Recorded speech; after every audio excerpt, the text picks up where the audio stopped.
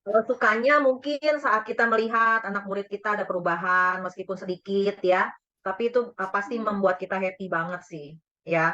Nah, jadi mereka itu sebenarnya lebih peka daripada anak yang lain ya, lebih penyayang gitu ya. Terus yang paling duka yang paling mendalam itu di mana anak itu dipaksa meninggalkan kita gitu. Artinya mereka nggak datang lagi gitu.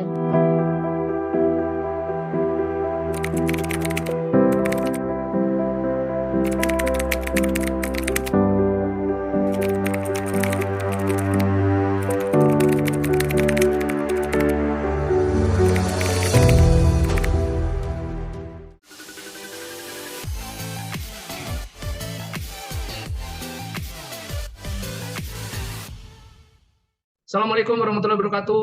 Selamat malam Ayah Bunda dimanapun Anda berada. Kembali lagi bersama sesi podcast dari Rumah Terapi dan Homeschool Total Mind Learning. Kali ini kita akan membahas mengenai isu masih seputar autisme, tapi kali ini adalah dari praktisinya. Jadi adalah dari profesionalnya ya, yang menangani siswa autis ya. Dan kali ini kita tidak hanya memberikan seperti biasa-biasanya satu narasumber, tapi kali ini ada dua narasumber. Jadi bukan hanya satu, dua. Ya, ini buat ayah bunda, ya, buat ayah bunda yang spesial. Jadi kami menghadirkan dua. Yang satu dari mana, Bim? Dari Medan, Pak. Mantap, jauh-jauh dari Medan, ya. Dan yang satunya dari Jakarta Barat. Jakarta Barat. Dari Medan dan Jakarta Barat bersatu di dalam satu layar, ya. Dan itu ada di layar handphone ayah dan bunda sekalian untuk memberikan inspirasi terkait dengan edukasi dan terapi untuk ABK-nya. Oke, jadi Bu Emi silakan diperkenalkan. Ya, narasumber kita yang pertama siapa ini? Yang pertama Ibu Agustina dari Ibu Medan. Agustina. Ibu Agustina dari Medan. Dari Medan. Beliau adalah praktisi ya. Praktisi. Mantap. Beliau adalah praktisi edukasi untuk dan terapi untuk ABK ya di wilayah. Orang tua dan praktisi. Oh, orang tua. Nah, itu dia, orang tua. Beliau juga memiliki anak ABK ya. Benar. Nah, oke. Dan yang satunya? Satu lagi adalah praktisi aja sih, Ibu Siska Setiawan. Ibu Siska Setiawan. Beliau adalah praktisi. Dan setahu saya keduanya adalah berlatar belakang psikologi ya. Benar, psikologi. Betul ya. Oke. Jadi latar belakang psikologi. Oke. Jadi tanpa berpanjang lebar, kita akan segera saksikan sesinya. Tanpa berpanjang lebar, kita langsung masuk ke video. Selamat menyaksikan. Assalamualaikum warahmatullahi wabarakatuh. Selamat malam ayah bunda sekalian dimanapun Anda berada. Kembali lagi bersama sesi podcast dari Rumah Terapi dan Homeschool Total Mind Learning. Kali ini kita akan berbincang bersama praktisi dari kita sebutnya adalah sebagai seorang profesional di bidang pengembangan autisme. Saat ini kita didampingi oleh Ibu Agustina dan Ibu Siska, dan juga tidak lupa ada para tim therapeutic educator dari RTH TML. Oke, Ibu Tina dan Ibu Siska, terima kasih atas kesediaannya untuk menjadi narasumber di sesi podcast kali ini. Jadi, Ibu sekalian, untuk sesi podcast kali ini itu tidak lain dan tidak bukan adalah atas permintaan dari para orang tua. Jadi banyak sekali orang tua yang memiliki yang memiliki anak ABK, utamanya autis, gitu ya. Mereka tidak tahu dari mana nih harus kemudian mulai dalam konteks pendidik terapi terhadap anaknya. Nah, karena ibu-ibu sekalian adalah seorang praktisi, nah mungkin pengalaman ibu-ibu akan menjadi bahan acuan juga, referensi buat para orang tua. Oke, kita mulai dari Ibu Tina dulu. Ibu Tina, boleh tahu nggak latar belakang Ibu dalam menjadi seorang profesional di bidang autisme ini apa sih? Awalnya itu dari anak ya. Tapi anak saya enggak di autis, cuma dia berkebutuhan khusus gitu. Terus di Bisa daerah diceritakan kami, sedikit? Silakan. ya anak saya itu berkebutuhan khusus di mana dia punya kemampuan IQ yang superior gitu. Jadi kebetulan di daerah kami itu kabupaten ya. Jadi jauh waktu itu tahun 2010 Di mana itu? gitulah sekitar itu di Kisaran. Kisaran Sumatera Utara ya, sekitar hampir Kisaran Sumatera Utara. Oh, oke. Masih ya ujung lah gitu ya. Dibanding dengan Pulau Jawa ya kemajuan ya? dunia ya hampir kemarin itu kalau belum ada jalan tol tuh sekitar 5-6 jam dari Medan. Jadi waktu itu anak saya kan Iya, dari itu kan anak saya waktu itu masih anak saya kelahiran tahun 1999 ya. Jadi waktu itu saya mendapati ada sesuatu yang istimewa dari anak saya. Jadi mm, ya secara keseluruhan dia di kelas itu susah ya mengikuti pelajaran. Tapi ada kemampuan-kemampuan yang di luar lebih tinggi daripada kemampuan teman-temannya gitu. Jadi waktu itu saya langsung mencari psikolog dan ada beberapa rekomendasi. Nah, kebetulan waktu itu juga ada ini ya, seorang teman saya yang buka sekolah baru dengan tema Nasional Plus. Dan waktu itu kita udah mulai dikenalkan dengan autisme, kebutuhan khusus gitu ya. Jadi beliau itu mulai membuat lembaga eh, seperti ya pelatihan gitulah, walaupun sederhana ya. Jadi anak saya ikut di sana dan saya melihat ternyata banyak ya anak-anak berkebutuhan khusus di sana. Dan tahun 2010 tuh saya tertarik untuk mulai berkecimpung di dunia ini gitu dan saya mulai mendirikan lembaga gitu ya. Kebetulan 2010 ya. ya kebetulan di lembaga teman saya itu sepertinya kan masih mentok di sana gitu ya. Jadi saya mulai mengundang teman saya yang dari Surabaya untuk membantu saya sebagai waktu itu sebagai konsultan lah ya. Jadi kita membuat kurikulum sendiri, terus ada pelatihan-pelatihan. Karena kemarin itu ya saya cuma pengusaha ya dan ibu rumah tangga yang jaga anak saya. Jadi benar-benar bukan pendidik gitu. Nah, tapi saya senang sih, senang dengan dunia pendidikan karena sejak sebelum punya anak juga saya suka beli buku itu gitu ya. Jadi sejak itu saya sudah tahu sih tentang adanya gejala autisme dan segala macamnya. Nah, saat itu ya saya tidak terkejut aja ketika anak saya punya kebutuhan khusus terus melihat banyak anak-anak yang punya ini ya kebutuhan khusus di daerah kami gitu. Itu sih landasan alasan saya ya untuk masuk ke dunia Oke.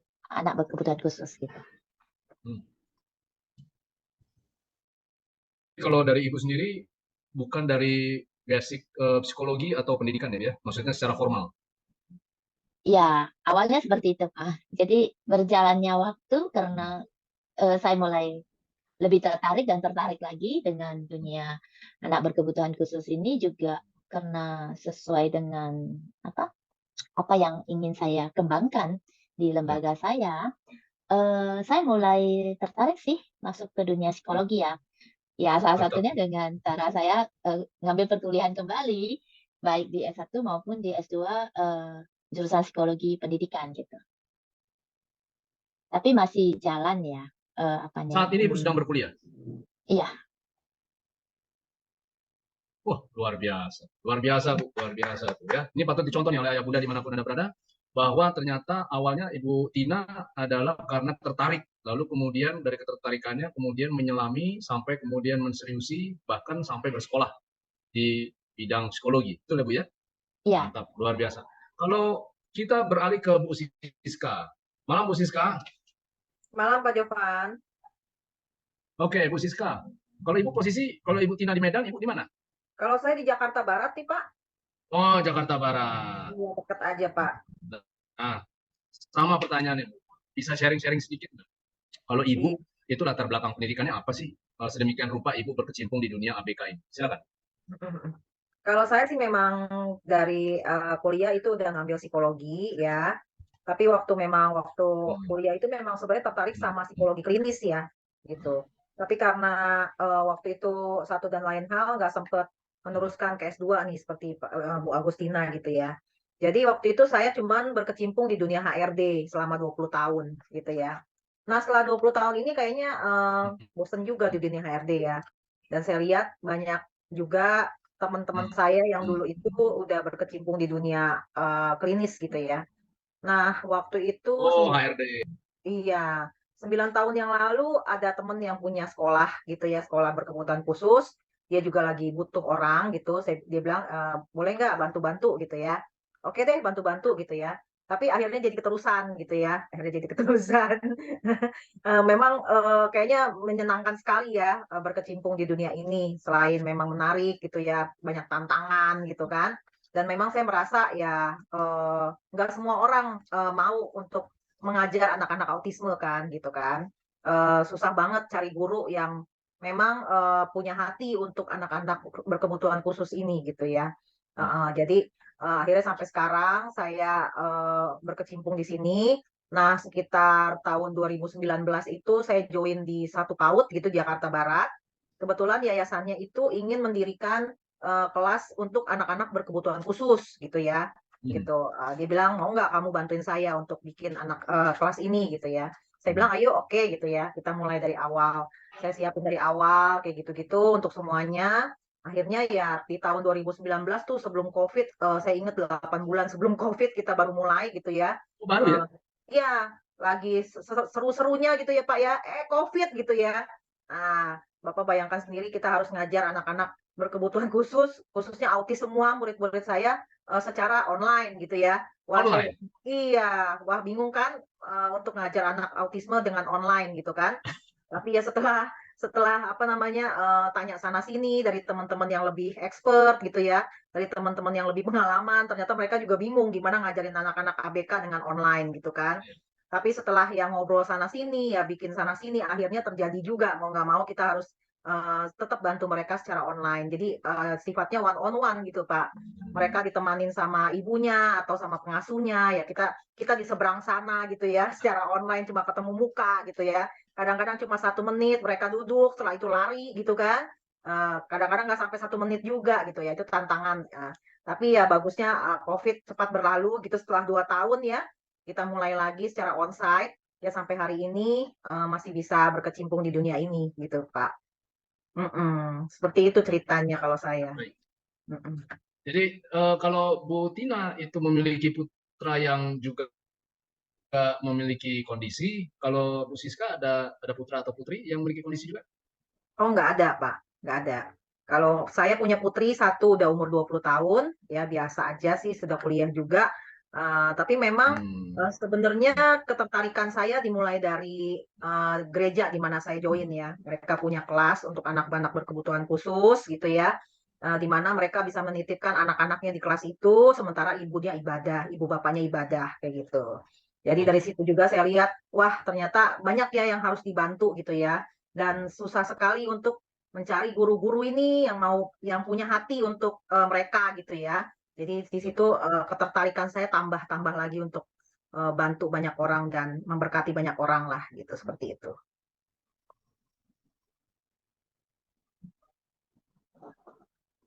Oke, jadi ini baik buat dari Ibu Tina ataupun buat Ibu Siska, dua-dua adalah sebenarnya bukan dari awalnya memang sudah berkecimpung di dunia ABK ya, melainkan di tengah-tengah lalu kemudian terjadi transformasi tertarik dengan dunia ABK gitu ya.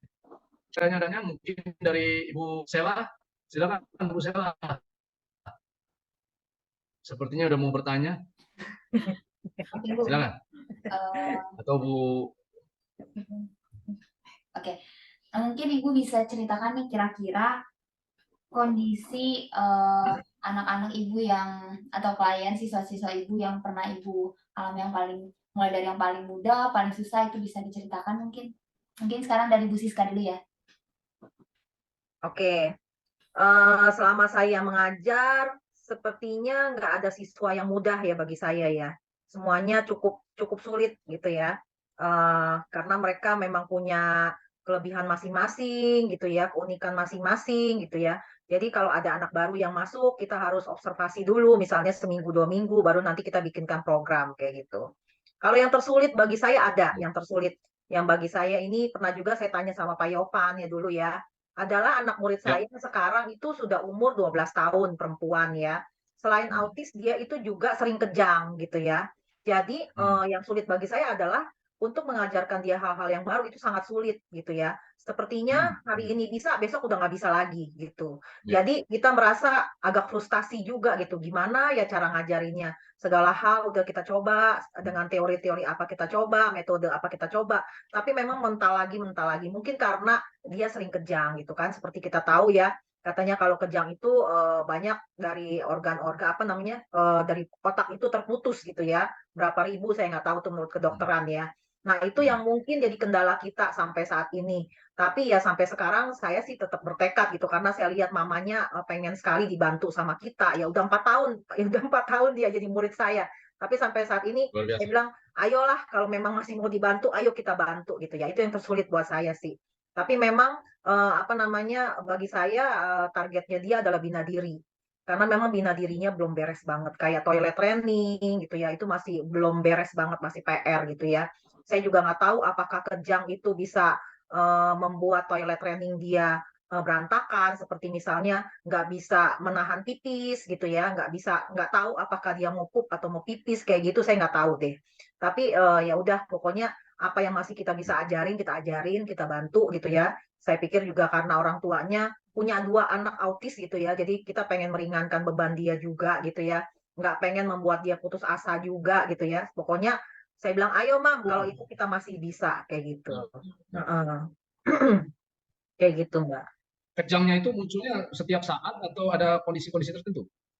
Kejangnya itu nggak bisa diperkirakan, Pak. Kadang-kadang dia kalau mamanya cerita ya, kadang-kadang kalau lagi tidur dia bisa kejang.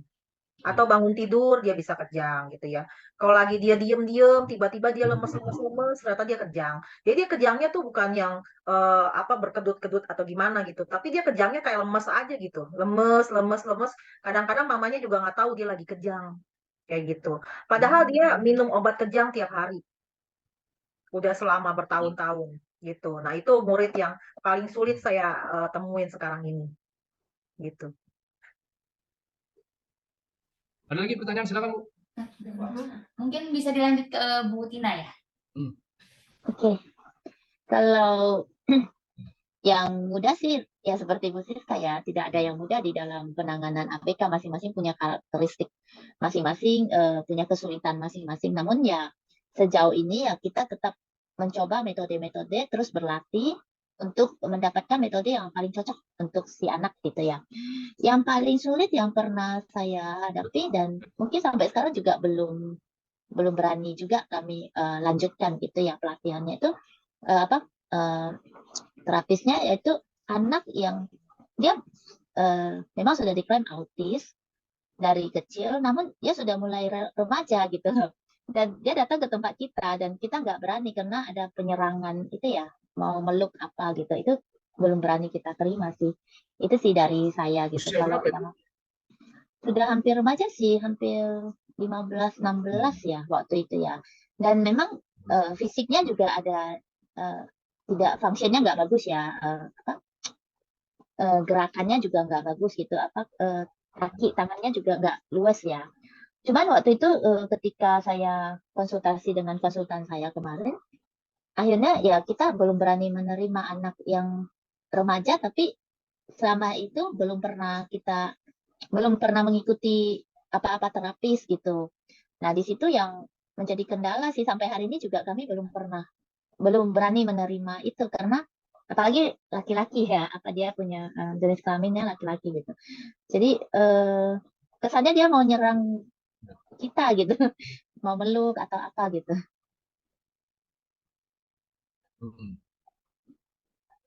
Oke. Jadi kembali lagi bahwa kondisi yang dihadapi oleh baik Ibu Tina juga yang ibu-ibu sekalian mau sih melakukan pekerjaan itu, kenapa? Saya jadi penasaran gitu. Untuk padahal udah enak-enak ya kita bisa kerja, katakan kayak Bu Siska tadi kan istilahnya di dunia industri, di bisnis, HRD ya kan, yang dihadapi orang yang mungkin nggak aneh-aneh gitu ya dalam tanda kutip. Nah, kenapa? Apa yang menyebabkan kok Anda berdua mau sih berkecimpung di dunia itu? Silakan. Iya. Dari Jadi Bu kenapa Siska dulu. saya mau gitu ya Pak ya? Ya itu seperti yang tadi saya bilang, mungkin ada Ya. panggilan jiwa kali ya, Bu Tina ya, kayak Bu Tina kan ada panggilan jiwa juga gitu. Dan semakin kita mengenal mereka, semakin sayang kayaknya gitu Pak Yovan. Bukan semakin benci gitu ya. Semakin mengenal, semakin sayang. Kalau lagi libur kita kangen malahan sama mereka ya, gitu. Ada apa perilaku-perilakunya yang bikin kita ketawa setiap hari gitu ya. Bikin kita kangen gitu. Dan saya yakin ya mereka kayak murid-murid saya ya, dibilang anak autis nggak punya perasaan. Enggak, mereka punya perasaan. Mereka tahu siapa yang sayang, siapa yang enggak gitu ya. Mereka tahu banget gitu. Oh, Miss yang ini galak, mereka takut. Oh, kalau Miss yang ini kalem banget gitu ya, sering senyum, mereka peluk-peluk kayak gitu ya. Tapi kayak yang saya rasakan gitu ya ke tim saya juga, mereka ternyata kayak gitu gitu. Ada juga yang bukan dari dunia psikologi ya. Tapi setelah saya tanya setelah 3 bulan, 4 bulan mereka join, gimana perasaan kamu? Makin sayang Miss sama anak-anak kayak gitu ya. Jadi kayak memang mereka tuh ngangenin gitu ya, dengan perilakunya, dengan tatapan matanya, dengan apanya gitu. Jadi semakin terjun, semakin kangen, semakin sayang sih gitu. Kayak gitu aja sih itu Oke, yang saya alamin ya. Bu, Bu Tina mungkin silakan. Makasih Pak Yofan.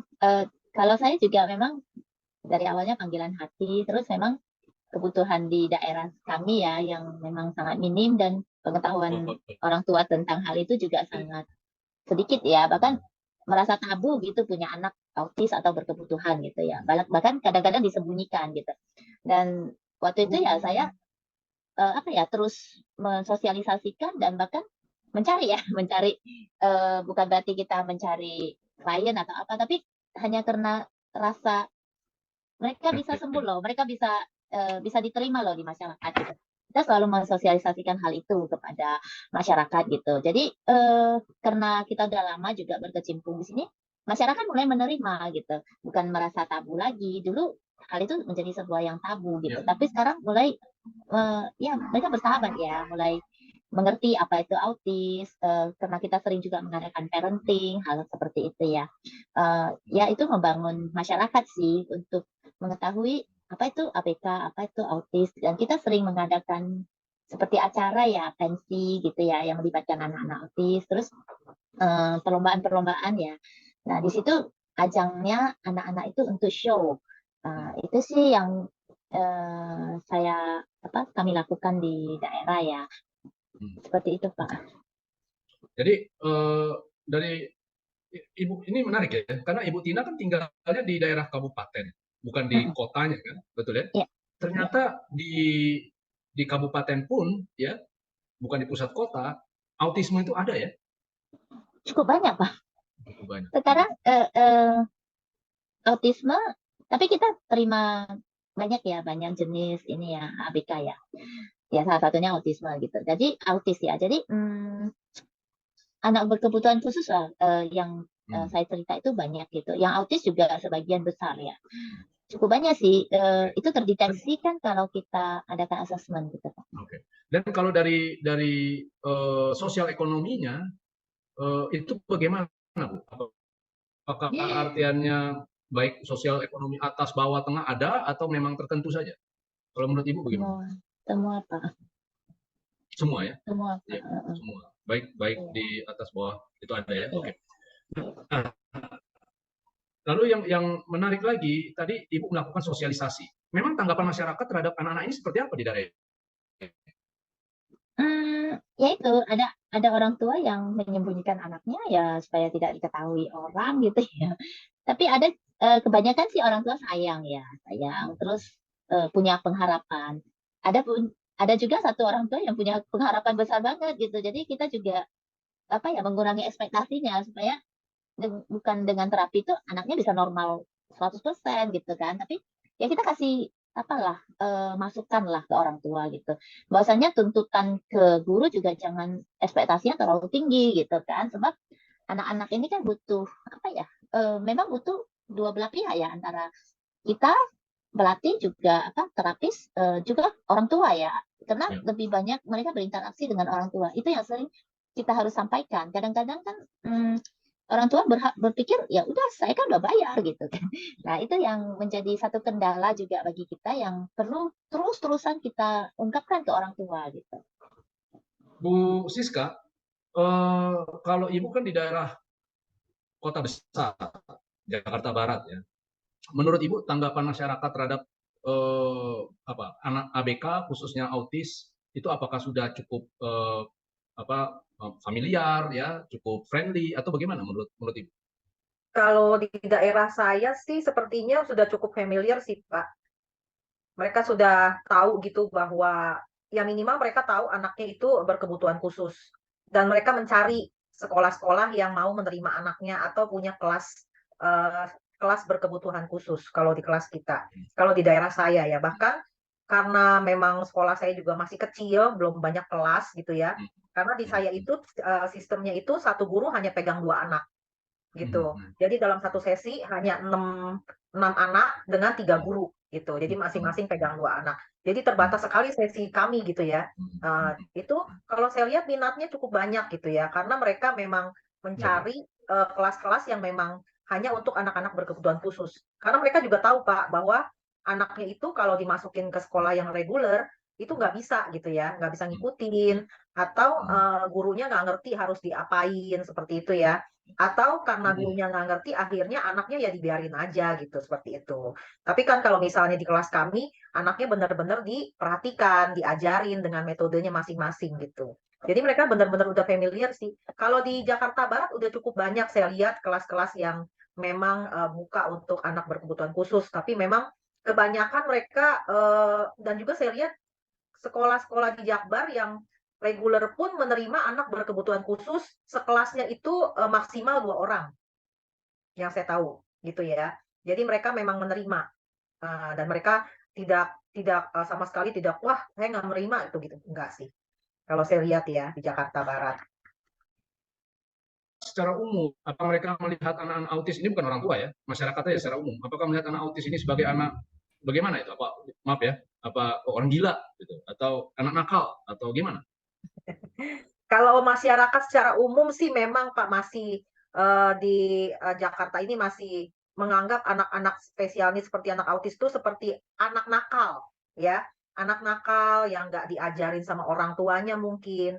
Kenapa saya bisa bicara seperti ini? Karena beberapa kali kan kita outing ya, outing gitu ya, yang anak-anak berkebutuhan khusus juga kita ajak nih gitu ya.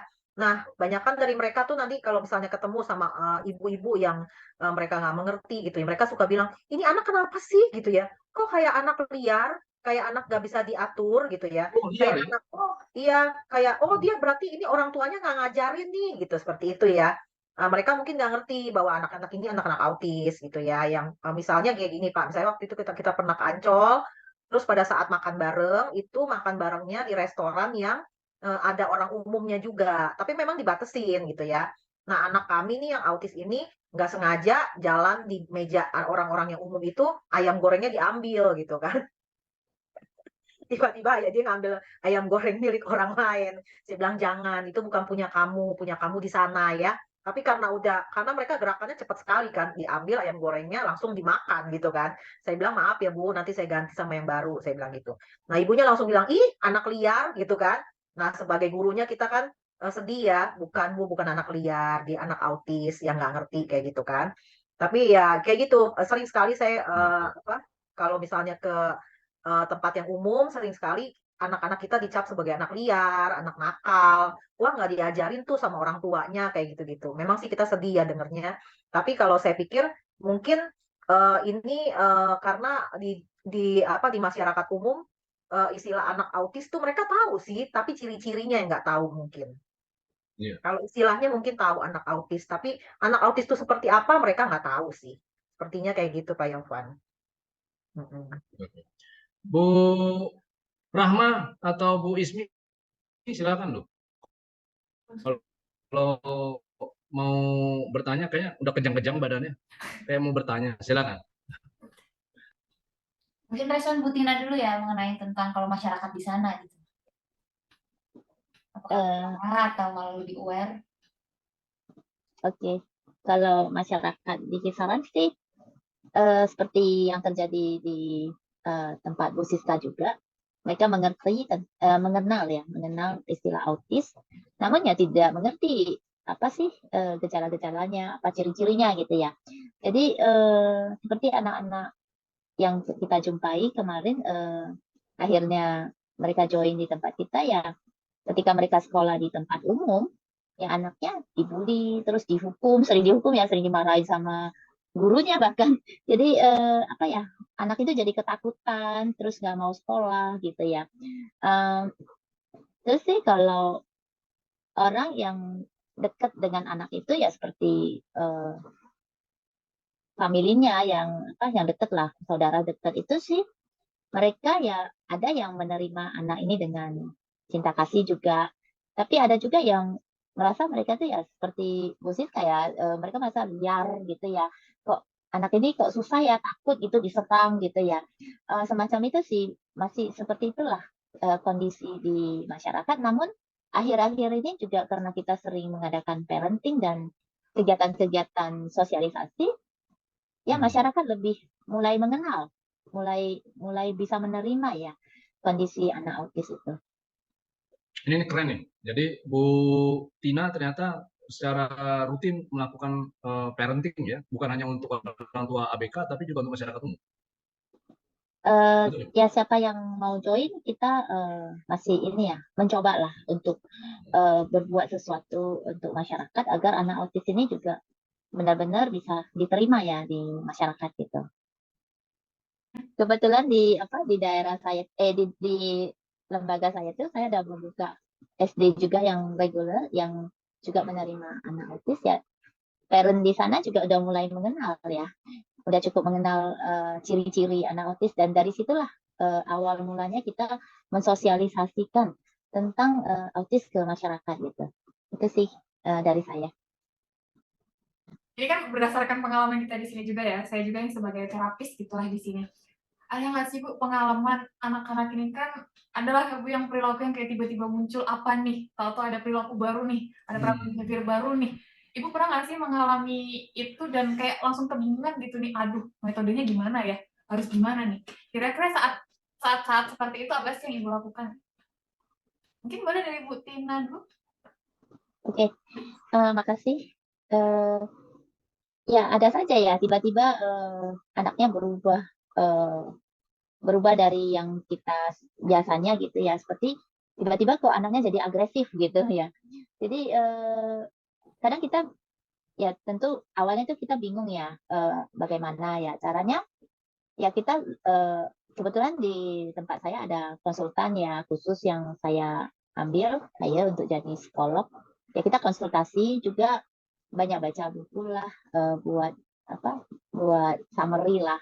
Jadi yang cocok untuk anak ini apa, terus mencari tahu sebenarnya di rumah mereka seperti apa. Jadi anak yang tiba-tiba agresif itu ternyata dia nonton YouTube gitu. YouTube-nya yang ini bersifat agresif, jadi dia seperti mau nyerang orang gitu ya, mukul orang gitu tiba-tiba. Jadi ya itu sih kendalanya.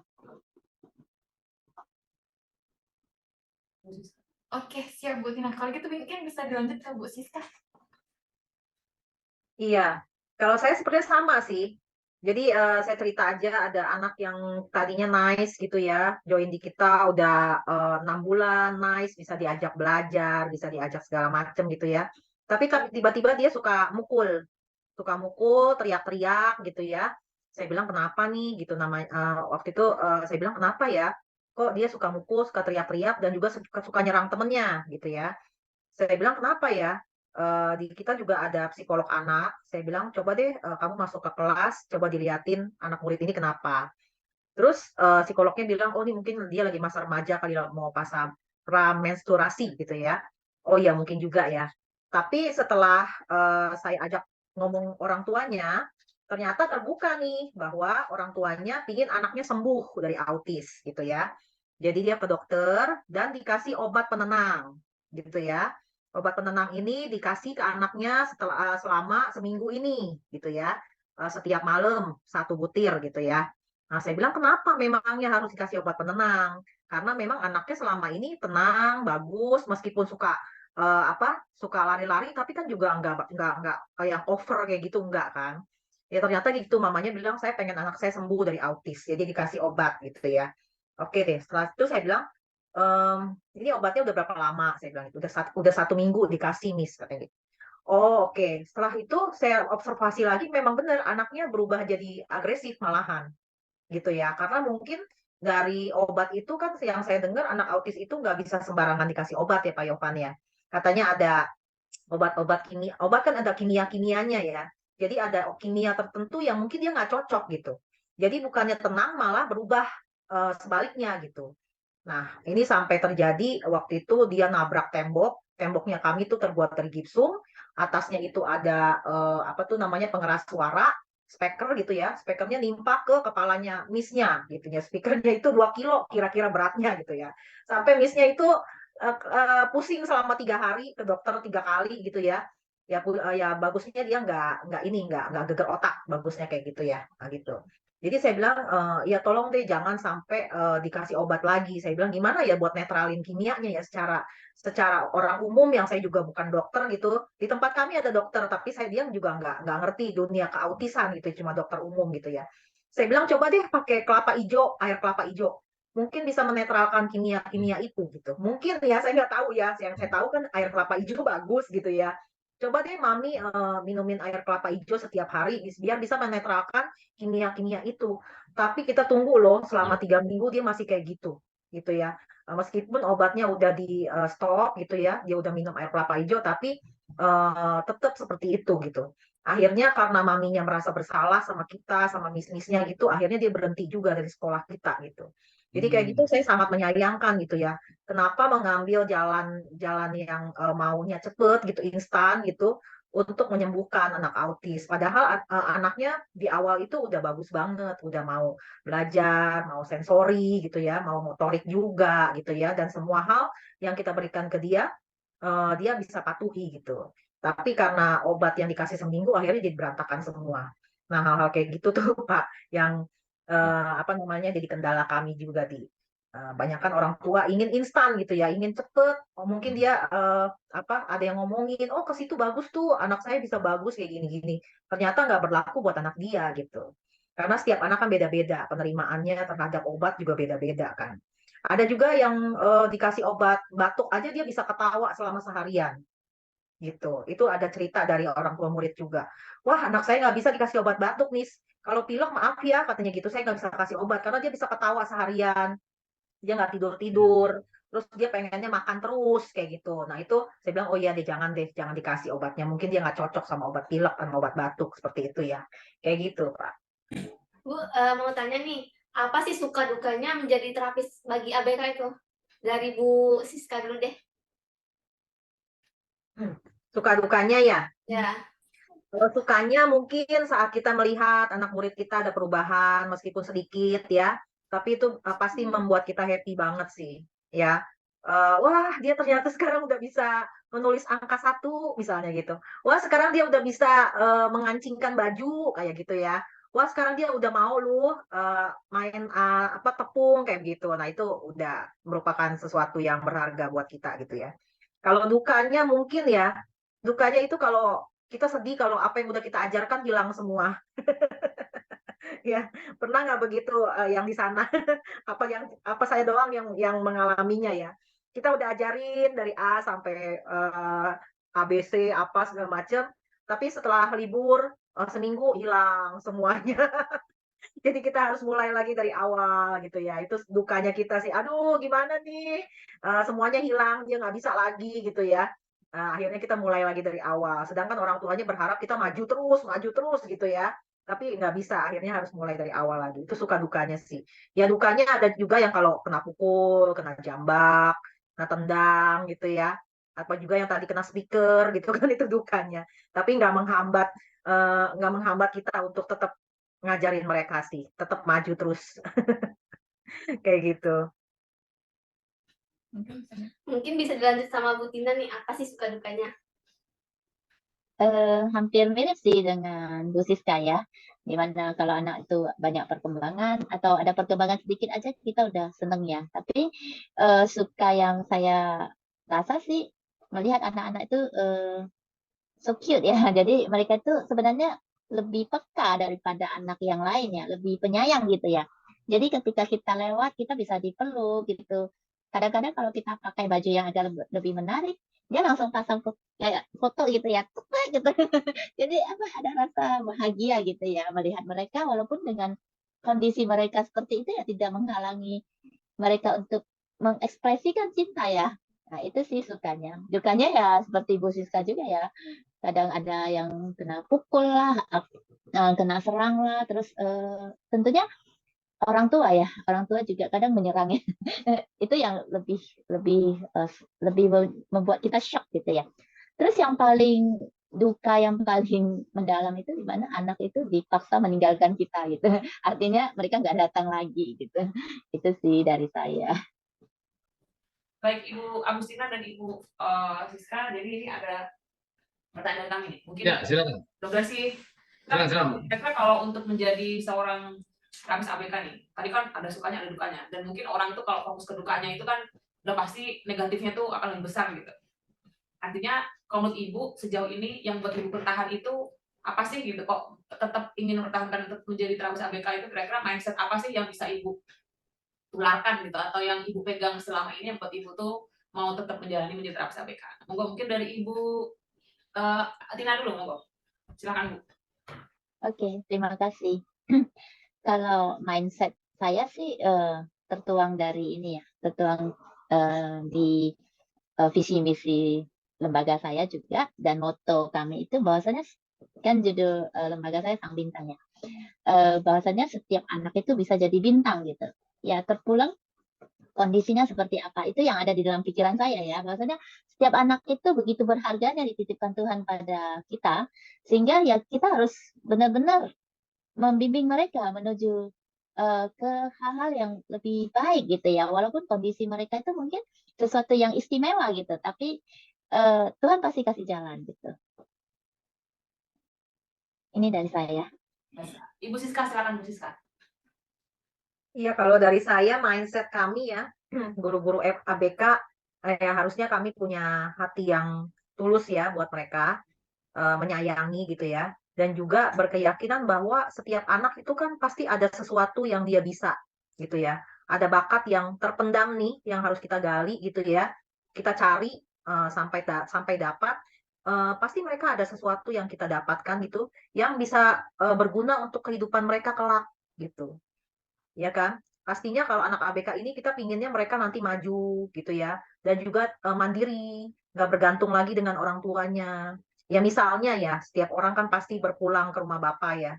Kalau misalnya orang tuanya nggak ada, atau pengasuhnya nggak ada, minimal mereka bisa menghidupi diri mereka sendiri.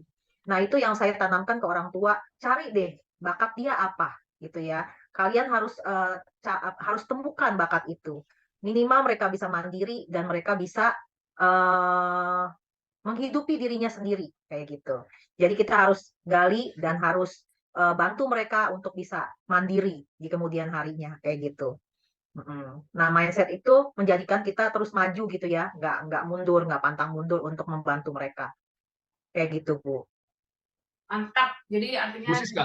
semakin banyak membantu itu jadi makin buat kita jadi bahagia gitu kan ya Bu ya. Jadi bahagia itu artinya Betul. terus semangat gitu memberikan yang terbaik. Betul. Terima kasih banyak Bu Betul. Siska dan Bu Tina. Nah, silakan Pak. Iya. Bu Siska. Iya, Pak. Bu Siska, saya jadi tertarik dengan penjelasan Bu Siska barusan ya. Pertanyaannya adalah, kan masih banyak nih orang tua yang berpikiran antara sekolah formal sama mengembangkan bakat. Menurut Bu Siska dalam kasus ASD, anak berkebutuhan khusus autisme, yang mana yang harus didahulukan? Kalau saya untuk anak autisme itu, kalau saya sih selalu bilangnya gini ke orang tua, jangan terlalu berfokus kita harus sekolah yang reguler, punya ijazah SD, SMP, SMA kayak gitu. Tapi padahal anaknya nggak bisa, nggak siap gitu ya. Kalau saya lebih berfokus gini, kalau memang ibu mau sekedar ijazah, bisa juga pakai homeschooling kayak gitu ya. Tapi bagi saya, bagaimana anak itu nantinya bisa menghidupi dirinya sendiri gitu ya. Dia bisa mandiri, nggak bergantung lagi dengan keluarga atau dengan orang tua gitu ya. Ya kalau memang hari ini ibu bapaknya masih ada, itu bagus sekali gitu ya, disyukuri. Tapi nanti kalau misalnya dia harus hidup sendiri tanpa ibu bapaknya misalnya gitu ya, atau susternya udah nggak ada lagi yang membantu dia. Nah itu dia harus kayak gimana gitu. Kita harus berpikir ke situ, bukan hanya ijazah aja yang dikejar gitu ya. Tapi ijazah itu berguna nggak buat dia gitu. Kalau memang mereka tuh nggak ngerti gitu ya artinya ijazah itu buat apa gitu.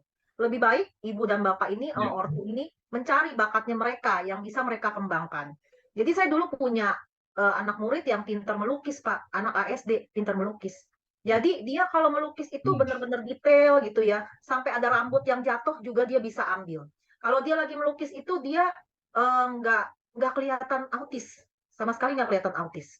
Dari lukisannya ini orang tuanya kumpulin. Gitu ya, orang tuanya kumpulin, dibikin pameran gitu ya. Itu waktu itu diliput sama Metro TV. Keren banget kan? Jadi ada lukisannya yang bisa dijual 10 juta, ada yang bisa dijual 5 juta. Padahal dia nggak verbal loh, non verbal loh Pak. Dia non verbal maksudku. Dia non verbal, nggak bisa ngomong, ngomongnya cuma kayak gitu ya. Tapi kalau dia udah melukis itu benar-benar kayak anak yang wah jago banget, yang expert banget. Jadi dia melukisnya tuh bukan menggambar Pak. Jadi ibunya bantuin dia untuk melukis pakai pensil, dia yang mewarnai pakai cat air gitu. Jadi cat airnya itu benar-benar dia yang mewarnai tanpa dibantu gitu ya. Dia juga ada guru lesnya. Jadi mamanya itu menemukan bahwa anak ini pintar melukis. Jadi sama mamanya di-push terus untuk melukis sampai dia bisa cari uang sendiri. Nah, itu yang pengalaman saya yang Usia berapa benar-benar itu? itu waktu itu saya sampai dia usia 14 tahun. 14 tahun tuh waktu dia diliput sama Metro TV tuh kira-kira usianya 14 tahun.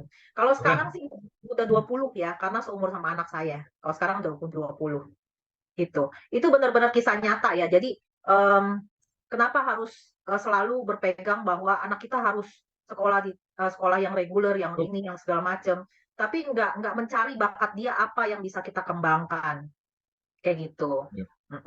Ada anak juga yang saya kenal, dia pintar meracik kopi, Pak. Meracik kopi. Bisa Dia ya? pintar meracik kopi. Jadi kopi itu kan cuma begitu-begitu aja ya. Iya. Jadi dia dilatih untuk meracik kopi. Kalau kopi itu kan nggak berbeda-beda ya. Ya begitu aja. Ini 1 sendok, ini 2 sendok, ini 3 sendok, diaduk pakai air panas, jadi kayak gitu kan.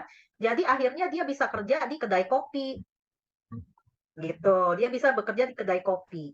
Gitu ya. Ada juga anak yang pintar tuh dilatih untuk jadi kasir gitu. Jadi kasir itu kan gampang ya, misalnya cuma burger 1, burger 3, ditambah teh botol 3 misalnya kayak gitu. Jadi berapa gitu kan? Dia bisa jumlahnya 70.000 gitu. Dia bisa dilatih seperti itu. Nah, hal-hal itu yang saya tanamkan ke orang tua harus bisa digali seperti itu jadi mereka bisa mandiri. Minimal mereka bisa cari uang sendiri nantinya kayak gitu dan mereka punya bakat gitu. Kayak gitu Pak, pengalaman saya.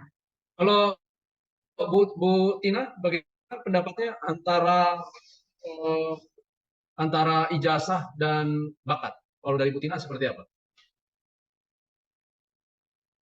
Masih di mute, Bu? Oh, sorry. Kalau dari saya sih hampir mirip ya dengan Bu Siska juga. Namun saya itu sudah mulai memperkenalkan ke orang tua tentang bukan ijazah saja yang dipentingkan, namun yaitu minat bakatnya itu untuk mendukung kehidupan dia selanjutnya gitu. Jadi itu terutama anak-anak yang menjelang remaja ya. Jadi kami mulai mengembangkan, kebetulan anak-anak kami kan udah mulai remaja nih dari kami bina dari kecil ya. Jadi itu kami mulai mengembangkan yang namanya homeschooling dan juga pengembangan minat bakat. Jadi ada anak juga yang belajar masak semacam itu dan mereka udah bisa masak gitu untuk orang tuanya gitu dan cukup senang gitu ya. Terus ada anak yang mulai belajar ya bagaimana bersosialisasi dengan orang-orang sekitar gitu ya. Jadi tidak merasa aneh lagi dan bisa diterima di masyarakat gitu. Jadi bagi saya sih itu tidak terlalu penting ijazah itu. Namun kalau memang dibutuhkan itu memang bisa kita ngambil ya paket A, B, C itu ya. Nah, tapi yang terpenting bagi anak-anak ini adalah bagaimana mereka bertahan, bisa survive, bertahan hidup selama usia mereka gitu, tanpa bantuan orang lain gitu. Itu sih program-program yang mulai kami kembangkan di sini. Ayah bunda dimanapun berada ya, ini kembali lagi pandangan dari dua profesional ini penting sekali. Bahwa artiannya buat apa dapat ijazah tapi kalau kemudian ilmunya nggak ada, nanti dia udah lulus kuliah tapi ngerti juga nggak begitu kan? Artiannya perhitungan, aritmatika, pakai transaksi, pakai uang dia nggak ngerti tapi judulnya S1 gitu kan? Nah jadi bahan tertawaan malah. Oke, nah terkait dengan ini saya masih mau nyambung lagi ya, karena pendapat dari Bu Siska dan Bu Tina ini sama-sama menarik. Anda berdua bekerja dengan orang tua, ya ibu-ibu ya. Kira-kira yang macam apa sih yang sebenarnya kurang sejalan dengan apa namanya progres atau pertumbuhan daripada si ABK tersebut? Maksudnya apa yang tidak kooperatif, mindset yang tidak kooperatif menurut Bu Siska dan Bu Tina? Seperti apa? Silakan Bu Siska. Ya, seperti itu ya Pak ya. Bagi saya orang tua itu kan harusnya kooperatif sama pihak sekolah atau pihak terapis gitu ya untuk membuat anak mereka maju. Tetapi memang banyak sih orang tua yang punya ekspektasi lebih sama anak mereka ya. Dalam arti ada juga orang tua di kami itu yang selalu menekankan kognitif, kognitif, kognitif terus yang dikejar gitu ya. Anak saya harus bisa calistung, calistung, calistung seperti itu. Padahal yang yang kebutuhan dia yang paling dasar yaitu sensorinya itu masih berantakan kayak gitu. Jadi kalau kita kasih sensori gitu ya, ngapain sih Miss sensori melulu? Ngapain sih Miss main melulu kayak gitu? Ngapain sih Miss main yang yang kotor-kotor misalnya kayak gitu? Udah calistung aja calistung. Saya bilang ya anak-anak ibu ini sensorinya ini belum bagus. Sensori, bina diri seperti itu belum bisa. Tapi tetap dia kekeh untuk calistung gitu ya. Calistung, calistung terus yang dikejar gitu. Nah, hal ini yang bikin kita merasa terhambat juga. Selain itu, kasihan juga sama anaknya sih. Kalau saya lihat kasihan sama anaknya karena anaknya begitu kita ajarin calistung dia langsung teriak-teriak, langsung tantrum, langsung kayak eh, lari-lari kayak gitu, nggak mau dikejar lagi atau nggak mau duduk lagi gitu seperti itu. Sedangkan kalau kita ajak dia main, misalnya main tepung atau apa seperti itu dia masih mau nurut. Nah itu sih yang menjadi kendala saya ya. Padahal kita udah jelasin, bukan saya deh yang jelasin, psikolog saya deh ya yang lebih expert gitu ya. Oh deh nggak usah saya yang jelasin deh, psikolog saya yang jelasin. Tapi tetap aja memang tujuan dia ya kognitif kognitif kayak gitu Pak. Nah itu kendala yang terbesar dari orang tua. Mm-mm. Oh, ayah bunda dimanapun berada penting sekali ya. Jangan mengejar sesuatu yang belum sampai anaknya. Kalau umpamanya memang artinya masih belum selesai di sensorik ya, atau hal-hal yang fundamental selesaikan dulu. Daripada anaknya cemas ya Bu Siska ya. Tadi kan sampai dikejar-kejar begitu kan berarti dia udah nggak mau kan. Iya udah nggak mau gitu. Oke. Oke Bu Tina silakan. Kalau dari Bu Tina mindset orang tua seperti apa yang menurut Bu Tina tidak kooperatif? Mindsetnya adalah ketika orang tua maunya progresnya itu nampak terus gitu ya. Jadi ketika anaknya mundur dengan adanya misalnya libur gitu ya, atau anaknya sakit tidak datang kan itu terjadi kemunduran gitu ya. Orang tua kadang nggak bisa terima gitu, terus merasakan loh apa yang dilakukan di terapis kok kenapa nggak ada perkembangan gitu kan. Nah tapi kita coba menerangkan ke orang tua gimana supaya orang tua bisa menerima bahwasannya ini harus dilakukan konsisten gitu loh. Jadi kadang ada orang tua kan tidak konsisten juga mengantar anaknya gitu ya. Jadi itu juga menjadi satu kendala gitu. Selain juga kendala tadi yang orang tua juga terus seperti Bu Siska ya menuntut kognitifnya, terus ada orang tua yang kapan ya anak saya bisa sekolah formal gitu. Padahal ya banyak hal-hal yang harus diselesaikan dulu di terapis gitu. Namun orang tua terus menuntut anaknya untuk masuk ke sekolah formal gitu. Dan pernah juga anak kita itu dimasukkan ke sekolah formal, tapi akhirnya kan nggak sanggup, ya mereka keluar gitu. Keluar dari sekolah formal juga, tapi kan itu akhirnya menjadi mundur gitu loh terapisnya gitu. Teknik terapinya itu jadi mundur kan, kita ngulang lagi gitu. Terus anaknya jadi trauma gitu. Oke. Jadi ini menarik, dua-dua hampir sama nadanya, artinya adalah bahwa orang tua yang terlalu memaksakan supaya mungkin anaknya sesuai dengan usianya gitu ya, kelompok usianya seperti itu. Bu Siska, saya penasaran ya, seberapa pentingnya kurikulum di tempat terapi? Menurut Bu Siska penting nggak kurikulum di tempat terapi? Adanya kurikulum buat si anak? Kurikulum buat masing-masing anak maksudnya ya Pak ya? Iya, kalau kurikulum di tempat kami memang masing-masing anak dibuatnya, penting banget. Kita buatnya itu per 3 bulan. Jadi masing-masing anak punya kurikulum masing-masing yang nggak sama setiap anak karena dilihat nih anak ini sudah bisa apa, kekurangannya apa seperti itu. Jadi kita review per 3 bulan. Penting banget Pak kurikulum. Tapi memang bukan kurikulum yang seperti di PAUD atau di SD gitu, kayak kurikulum 2013 atau kurikulum Merdeka itu nggak dipakai sama sekali. Karena kita pakai kurikulumnya berbeda kalau untuk yang di kelas anak-anak autisme ini gitu. Jadi memang kita kasih kurikulum setiap 3 bulan kita perbaharuin, ada review juga untuk orang tua setiap 3 bulan. Kalau memang mereka udah tercapai, kita ganti, kita majuin gitu kan seperti itu ya. Tapi kalau belum tercapai, masih kita ulang juga di 3 bulan yang selanjutnya, kayak gitu Pak. Mm-mm. Bu Tina, seberapa pentingnya kurikulum untuk pelaksanaan terapi di tempat Bu Tina? Kurikulum itu kan sebuah apa ya, kerangka ya, kerangka inilah, kerangka untuk melaksanakan sebuah kegiatannya. Jadi di tempat kita ya pasti itu sangat penting supaya kita tahu pencapaiannya sampai di mana, terus kekurangan kita apa, jadi bisa diperbaiki gitu ya. Jadi kalaupun tidak ada kurikulum, kita seperti tidak ada kompas gitu, nggak bisa Iya. mencapai target itu gitu loh Pak. Hmm.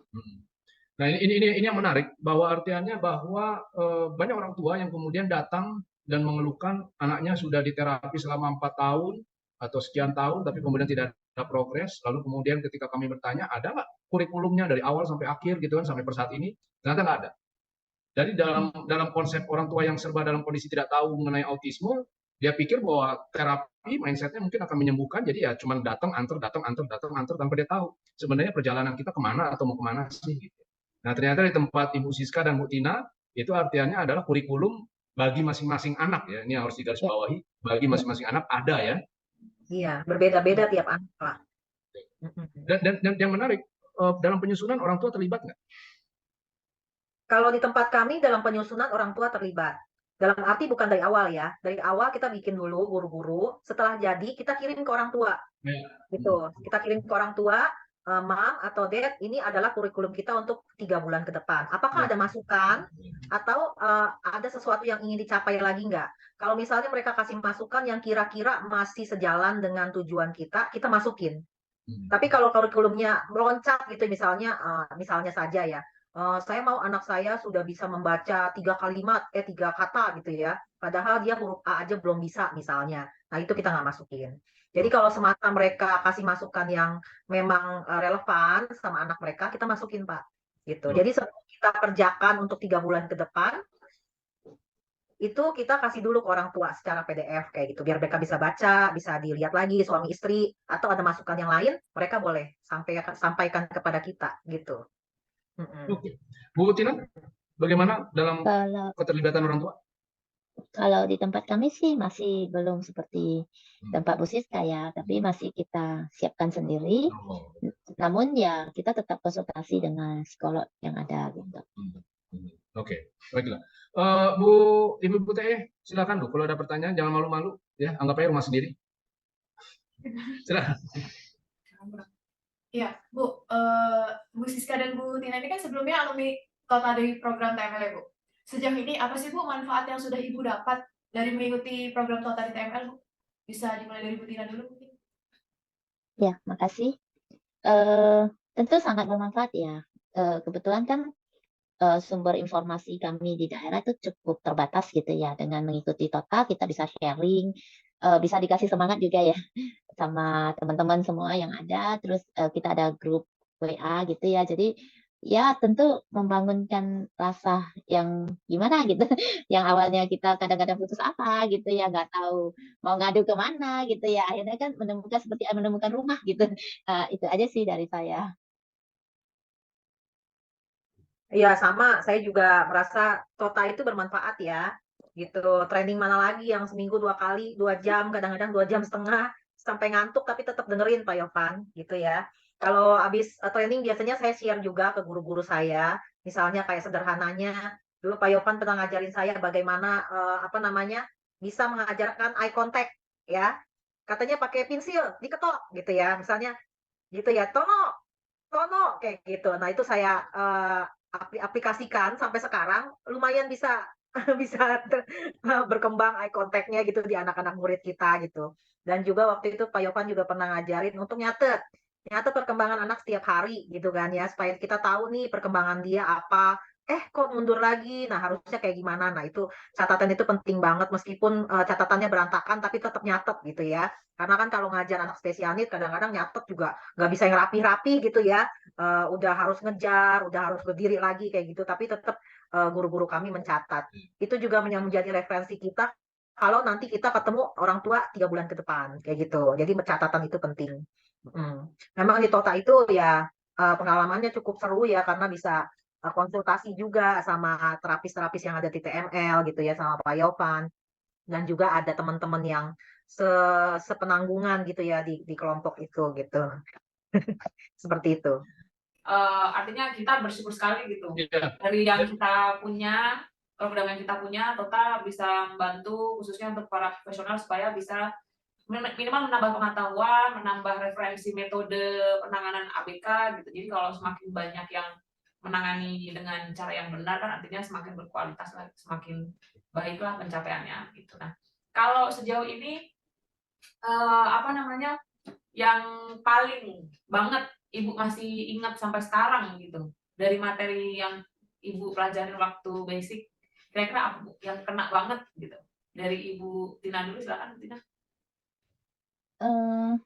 Itu ya stimulus itu ya, stimulus yang menghasilkan respon yang harus berulang-ulang gitu ya, sehingga kan kita itu bisa menjelaskan ke orang tua juga bahwasannya setiap pengulangan itu sangat penting gitu untuk anak-anak gitu ya. Jadi apalagi anak yang ini ya, yang autis ya. Jadi di situ kan jangan apa ya, jangan lupa mengulang di rumah juga. Kadang-kadang kan orang tua sering lupa gitu ya, menganggap ya sudah kan sudah lewat, sudah bisa gitu. Ternyata nggak diulang lagi, ya mereka kembali lagi ke semula gitu. Iya, betul. Bu Siska, silakan Bu Siska. Kalau saya yang masih kita pakai sampai sekarang ya tentang apa namanya, ada hadiah, ada hukuman kayak begitu tuh ya. Jadi kalau misalnya dia ini, kalau dia bagus, nah itu bagus, kamu good job kayak gitu kan. Nah tapi kalau kalau enggak, ayo kita ulang lagi. Nah kita kata-kata ayo kita ulang lagi itu sebenarnya punishment gitu ya. Tapi kita kan ngomongnya yang positifnya gitu ya. Nah good jobnya itu oke, good job, kamu pinter, kamu sudah hebat. Nah itu sebagai hadiah rewardnya itu masih kita pakai sampai sekarang juga tentang apa mencatat seperti tadi saya bilang mencatat juga dan juga tentang untuk melatih eye contact itu masih kita pakai sampai sekarang sih karena saya nggak kepikir tuh untuk ngetok-ngetok benda gitu ya di depan dia gitu ya sampai kemarin belajar di Tota baru oh iya ya benar juga ya untuk kita ketok benda gitu ya mungkin dia jadi perhatian ke kita jadi dia ada eye contact-nya sama kita kayak gitu. Oke, jadi karena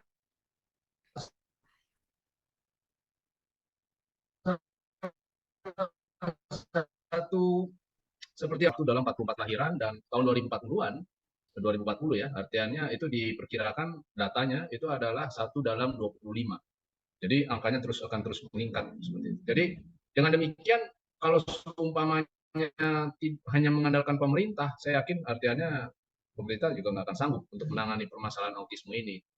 Itulah sebabnya dengan adanya Tota kami memberikan hal-hal yang sifatnya basic supaya kemudian baik dari Bu Tina maupun Bu Siska bisa datang dengan metode terapinya masing-masing. Jadi ada improvisasi, lalu kemudian ada ciri khas sendiri kalau dari Bu Tina seperti apa, kalau dari Bu Siska seperti apa, seperti itu. Tujuannya mengapa kami memberikan yang diberikan adalah prinsip-prinsipnya. Oke, ini ada satu pertanyaan. Saya kan sudah cukup lama berkecimpung di dunia autisme, ya. Nah, pertanyaan saya yang mau saya tanya itu, menurut dugaan Ibu, dugaan ya, saya cuma berkata dugaan Ibu, ada nggak sih atau apa sih penyebab kemunculan daripada autisme itu menurut Ibu dari apa yang Ibu lihat? Apakah itu datangnya dari genetik ataukah itu datangnya dari apa yang dikonsumsi ataukah apa sebagai kemudian referensi buat orang tua atau calon orang tua supaya kemudian anaknya yang mudah-mudahan tidak mengalami atau tidak memiliki isu ASD. Silakan dari Ibu Tina dan Ibu Siska. Silakan Bu Tina. Makasih Pak Yovan. Dari dugaan saya sih tetap masih konsumsi ya, konsumsi makanan gitu ya. Jadi kan banyak ada orang tua yang cenderung kan makannya waktu di kandungan juga mereka suka makan yang itu saja gitu, tidak ada variasinya gitu. Jadi seperti kemarin ada orang tua murid kita itu juga katanya waktu dia hamil tuh dia makannya salmon gitu ya. Terus memang ada teman saya juga anaknya seperti itu ya memang katanya dari salmon itu gitu. Ya kita nggak mengklaim ke sana, tapi beberapa itu kan kalau yang mengenai apa yang dikonsumsi itu biasanya mereka kecenderungannya dari orang tua yang punya anak-anak ini, mereka suka makannya yang sejenis gitu dan sering gitu loh. Jadi mungkin ya apa ya ada penumpukan racun yang akhirnya menyebabkan autisme. Itu dugaan saya sih. Kalau dari Bu Siska, silakan Bu. Kalau dari saya sih, sepengalaman saya di dunia ini ya, yang pertama genetik. Karena saya pernah menemukan 4 orang anak, 4-empatnya autis, gitu ya. Dari yang paling awal itu masih high function, yang kedua, ketiga, keempat makin makin turun seperti itu. Yang sekarang juga di kelas kami juga ada 2 pasang nih. Yang satu cewek-cewek, yang satu cowok-cowok. Itu juga dua-duanya autis dalam satu keluarga. Jadi genetik pasti ada sih. Kalau kita turun-turunkan, ternyata benar memang bukan mamahnya, misalnya pamannya kayak gitu. Pamannya juga punya anak yang seperti itu. Jadi dugaan saya genetik itu kuat juga gitu. Terus yang kedua mungkin pola asuh. Pola asuh ya. Pola asuh itu banyak juga kita temukan di PAUD kita ya, yang anaknya sepertinya dalam arti seperti anak biasa gitu ya, tapi ternyata dia di garis abu-abu gitu karena pola asuh. Jadi anak ini speech delay, nggak bisa fokus gitu ya, suka apa namanya, suka hal-hal yang diulang-ulang gitu ya, atau dia terlalu rigid gitu. Ternyata pola asuh. Orang tuanya dua-duanya kerja dan diasuh sama mbak atau sama sus gitu ya, dan itu hanya dikasih yang itu aja dan lebih banyak ke gadget gitu ya. Nah, yang saya temukan ini pola asuh dan gadget ini makin banyak sejak kita melewati pandemi. Ya, setelah kita melewati pandemi ini, PAUD saya penuh dengan anak-anak yang seperti itu, gitu ya. Di daerah abu-abu dibilang autis, enggak, tapi dibilang enggak juga autis, gitu, kayaknya gitu, seperti itu ya. Jadi itu masalah di pola asuh dan di gadget itu. Karena mereka benar-benar dikasih gadgetnya tuh berjam-jam, sampai diambil gadgetnya itu ngamuk, tantrum, seperti itu. Nggak bisa lepas dari gadget. Nah itu, kalau yang saya temukan banyak kedua itu, antara pola asuh, gadget, sama genetik. Yang saya temukan banyak kan seperti itu. Itu yang 4 anaknya autis semua, orang tuanya bagaimana Bu? Saya penasaran ya, 4 usianya berapa itu? Yang waktu itu, sekarang ini sih udah nggak di tempat kami ya. Waktu itu yang di tempat saya itu, waktu itu yang paling besar adalah 12. Sampai yang kecil itu masih 4 tahun. Gitu. Yang 12 masih high function, Pak, karena dia bisa sekolah ya, bisa komunikasi verbal bisa, dan juga masih bisa diajak apa belajar kayak gitu-gitu. Tapi untuk yang 4 tahun itu makin ke bawah dia kayak makin mundur gitu. Autisnya makin benar-benar murni kayak gitu ya. Udah non verbal, terus masih tantrum, kayak masih ngeces juga kayak gitu ya. Itu ada yang 4 itu. Tapi yang di sekolah kami sekarang ini ada yang dua, yang cewek-cewek, cowok-cowok ada. Itu juga dua-duanya autisme juga. Jadi genetik banyak banget, saya temukan genetik banyak. Gitu, Pak. Jadi Ayah Bunda dimanapun Anda berada, ini menarik sekali informasi dari kedua profesional di bidang ABK yang menurut saya penting untuk diperhatikan baik oleh orang tua maupun calon orang tua. Yaitu artinya adalah bahwa salah satu kondisi penyebab autisme menurut pengalaman dari para profesional yang menjadi narasumber kita saat ini itu adalah itu aja. Baik itu aja dalam konsep pola asuh ya, atau juga artinya itu aja dalam konsep makanan ya. Selain juga ada genetik gitu. Dan saya sepakat sekali dengan apa yang Bu Siska sampaikan di awal-awal, yaitu adalah bahan-bahan pangan atau obat-obatan kimia ya yang kemudian terlalu banyak dikonsumsi oleh baik ibu maupun anaknya, itu juga bisa berkontribusi terkait dengan kondisi autisme. Mudah-mudahan ini bisa menjadi perhatian buat para orang tua. Kenapa? Karena prediksi daripada WHO ya itu nanti akan terjadi ledakan daripada jumlah autisme di dunia ya, di dunia. Tapi kalau semuanya di dunia, Indonesia juga masuk bagian daripada dunia, bukan saya juga kita pun juga akan mendapatkan kondisi demikian. Oke, Ibu Emi atau Ibu Rahma ada pertanyaan, silakan. Ya mungkin terakhir Pak Yovan untuk Ibu Siska dan Ibu Tina, kita penasaran gitu. Jadi terkadang kan orang tua itu ada yang mungkin juga dari masukan dari mereka ke dokter atau mungkin profesional gitu ya. Mereka ada yang mendapatkan masukan untuk mendietkan anaknya begitu, mendietkan makanan untuk makan makanan tertentu, tidak boleh A, tidak boleh B, ada juga yang membebaskan gitu. Nah, kalau yang sejauh ini Ibu rasakan itu ada perbedaan nggak ketika untuk bagaimana Ibu menangani dia mudah atau susahnya gitu, atau tetap sama saja untuk antara anak yang didietkan dan yang tidak didietkan? Artinya berarti ini nanti akan menjawab apakah bagaimana pentingnya gitu untuk menjaga asupan makanan. Silakan Bu Siska dulu mungkin. Kalau saya, sepengalaman saya diet itu penting Bu, dan memang pengaruh, terutama diet gula dan tepung, gitu ya. Karena untuk anak-anak yang aktif, terutama untuk anak-anak yang aktif, yang hiperaktif, begitu mereka didietkan, dia lebih bisa menyerap pelajaran. Karena mereka lebih tenang, lebih fokus gitu ya, lebih bisa diatur, lebih bisa mentaati peraturan. Setelah itu mereka akhirnya bisa belajar. Jadi yang kita ajarkan itu masuk nih, karena mereka tenang dan fokus. Tapi begitu ada juga orang tua yang, aduh anak saya udah nice loh hari ini, jadi hari ini kamu boleh makan coklat. Ya, besoknya dia begitu lagi. Gitu. Jadi memang ada anak-anak tertentu yang kayak dia tuh alergi coklat mungkin ya. Dikasih coklat dia langsung bereaksi. Tapi ada juga anak-anak yang nggak ada reaksinya juga, ada. Jadi meskipun dia dikasih coklat, dikasih yang manis-manis, dikasih yang tepung-tepung, ya nggak bereaksi juga buat mereka. Tapi ada juga yang bereaksi banget gitu ya. Jadi saya lihat nih, coba ayo mam kita dietin selama 2 minggu. Setelah itu kita lihat apakah dia berhasil nih dietnya, apakah berpengaruh sama dia. Kalau memang berpengaruh, diterusin ya, aku bilang gitu misalnya. Tapi kalau memang tidak berpengaruh, ya udah nggak usah gitu ya, nggak usah didietin. Kasihan juga kan dia jadi lebih kurus misalnya, gitu ya. Tapi menurut yang saya baca, memang kayak katanya gula itu membuat otak kita lebih nggak bekerja ya. Saya pernah baca hal itu, katanya gula itu bukan hanya untuk anak autis, anak yang biasa pun tetap seperti itu. Kalau kita kebanyakan gula, otak kita lebih tidak bekerja daripada yang gulanya minimal kayak gitu. Itu saya pernah baca sih di Google sih ya, tapi nggak tahu itu benar apa enggak. Tapi kalau pengalaman saya dengan anak-anak murid saya bilang yuk kita coba yuk 2 minggu dulu, apa enggak sebulan dulu. Kalau memang pengaruh, kita terusin. Kalau memang nggak pengaruh, ya udah nggak usah gitu. Tapi kebanyakan pengaruh sih Bu, pengaruh. Jadi mereka lebih fokus, mereka lebih tenang, dan juga nggak terlalu banyak tantrum. Karena dia tenang, akhirnya kita bisa ngajarin. Dan dia bisa bisa menerima pelajaran kayak gitu.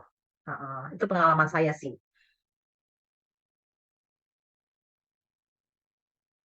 Baik, silakan Ibu Tina.